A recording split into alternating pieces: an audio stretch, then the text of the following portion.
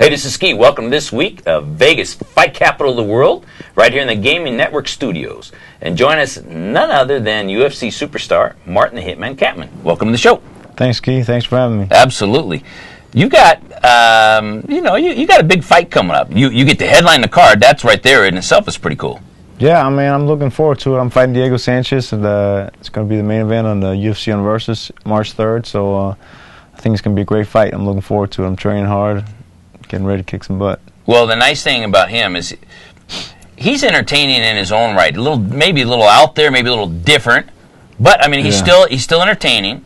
He had a hiccup, but I mean, he came back strong this last fight. So that gives you an opportunity. I mean, it's a fight I think on paper matches up really nice. Yeah, man, he's a real tough guy. He's a tough fighter, and he's tenacious, and that's one of his biggest strengths. He keeps going, and he keeps a high pace. And after he went back to Jackson's camp, it looks like he's back to his old self. So I'm definitely not underestimating him. I'm expecting the toughest Diego Sanchez there is. I'm looking forward to it. Well, and hopefully he is, because then that just brings your game up. Yeah. And you get a win. You want to win against somebody that's an opponent for you, not a walkthrough. Oh, I don't think there's no walkthroughs in the UFC. Unless you get lucky and land a good shot or something. But yeah. Diego Sanchez is definitely not a walkover. He's a tough opponent, and I'm training very hard for this fight. But the truth is, in the fight game, one of the things for the Dana Whites and promoters of the world, they want the fans to be entertained. So the thing about it is, if somebody's bringing their A game, you bring your A game. Hopefully your hand's raised, but two A games put together, it's just good for the both of you, and it's great for the fans. I think it's going to be a great fight. He always makes good, exciting fights. I think I make good, exciting fights. So I think it's going to meet in the middle and fireworks. Well, and he does bring fireworks, but one thing I really enjoyed about your last few fights that you showed people is that everybody keeps thinking of you as a stand-up guy, a karate guy, but you showed you have ground. Yeah, I mean, I started off with Thai boxing, that was my background, but I've trained submission wrestling for a long time as well, and people, I don't know, for some reason, I've won by submissions for, a lot of my fights even before I got in the UFC. I don't know why people always thought of me as only being a striker. I guess I got labeled that way, but I got a decent ground game, and I've been working hard on my wrestling and my ground game, so I think I can hang with anybody there, but I think maybe it's time to go back to my roots and start knocking people out again, Well, speaking about roots, how did it all start for you? I started doing kickboxing, Thai boxing, and amateur boxing, and having, amateur fights, and back home? Back home, Denmark, from Denmark. And then I started doing like submission wrestling matches, basically no-gi jiu-jitsu, and did amateur MMA, and then professional MMA, just slowly escalated, fighting in Denmark, fought a lot in England, I fought in Russia, and all Scandinavia, so just slowly escalating. I got over here on vacation in the U.S. and had the opportunity to fight in a small, in a bigger show, WFA. I wanted to come over here and just have a fight in a small show, but I got the fight in WFA, and after that I got the opportunity to fight in UFC, so. All right, Martin, hold that thought. We'll be right back with more Vegas, fight capital of the world. Hey, Martin, before we went to break, we got talking about cornering and working with guys. I know you're saying you'd like to have guys from your camp.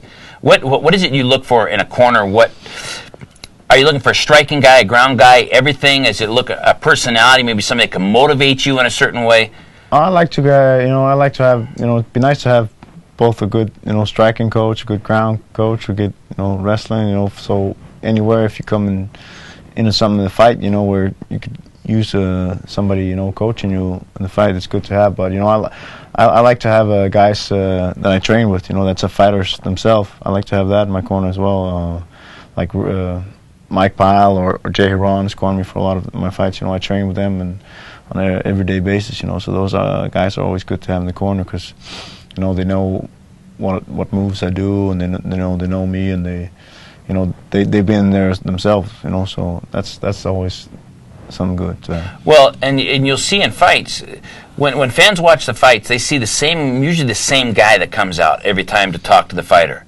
Yeah. But if you're talking, if it's mostly stand-up game, if the guy comes out as mostly your ground guy, I rarely see anybody switch it up. But so in theory, it'd be okay that maybe this round was a ground guy, and the next round needs to be the stand-up guy coming in. No? Yeah, I mean, it's I like, I've had Ray Seffo. He's a great guy to have in the corner. He's a great striker, and Gil Martinez, and great boxing coach. I've had them in my corners before, and depending on where the fight's going on, you won't be told different stuff, Absolutely. But that's why I like to have the fighters, that I train with there, because they've been there. They know how it is, and they know everything, I would think ideally it would be good to have your ground guy, have a stand-up guy.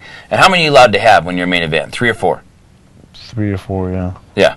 So but one of those guys, I would want somebody, a personality. Somebody that knows me, that's a friend, that somehow just can say something to get me smiling, get me refocused, somehow can get me that maybe a coach by just telling me what I got to do is one thing, but somebody else can just motivate me from the childhood days, from that bond I have. No? I work with all the guys, and we're all, good friends at the gym too, Right. So it's good to have somebody, that they want the best for you, You got to have somebody in the corner that really want you to win, so for sure. When you do you study films of your fighters, like with Sanchez now? Will you be studying films as a team? I'm going to look at some video, and look for tendencies and stuff like that. It's you can't put too much into it, but some guys will, they have a move, like a go-to move or a tendency they'll do, drop their hands when they kick or whatever, or jab or whatever, or like they'd like the high crotch or whatever it could be, So you look for tendencies, but you don't go out in the fight and expect the guy to do it, but you prepare for it in training camp. So if you do it, you know how to deal with it. So do you ever critique yourself to see if maybe you're doing something? Yeah, I mean, I have bad tendencies as well. I have stuff I do all the time, and I have bad habits as well. And that's when you go into training and try to fix that and get rid of the bad habits. Now your last fight didn't go so good. Let's be honest. Yeah. So when you come off a hiccup like that. Is it any more motivation than any other, or no? Just a fight's a fight, and that was yesterday, and now it's a new challenge. Or I'm trying to look forward, because Yep. I don't want to sit around and sob over a loss, because it's going to bug me forever. But what can you do? I can't go back and change time, So I'm just going to try to look forward and come back stronger. I think I didn't fight up to. I was disappointed in my own performance my last fight, but.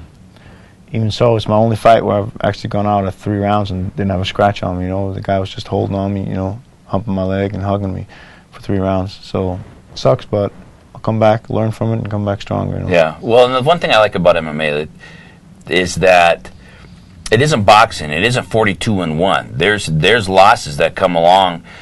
Randy Couture, one of your mentors. Yeah. I mean, look at his record. I mean, so people have different records, but the one thing I like about like the old Pride days and the Japanese fans and those people over there, they just appreciate a warrior. They don't even look at your record. Yeah. You come in, you battle, they love it. Yeah. We're here, we're real quick to boo, we don't understand, and so, you know what, a loss here or there, that happens in MMA. But the fact is that you bring it every time is what gains the fans. Well, I hope so. A lot of guys say they like my fight, so I appreciate that. Absolutely. Hey, right here on Vegas, fight capital of the world, with none other than Martin, the Hitman Kampmann. Thanks for joining the show. Sure thing. Thanks for having me. Absolutely.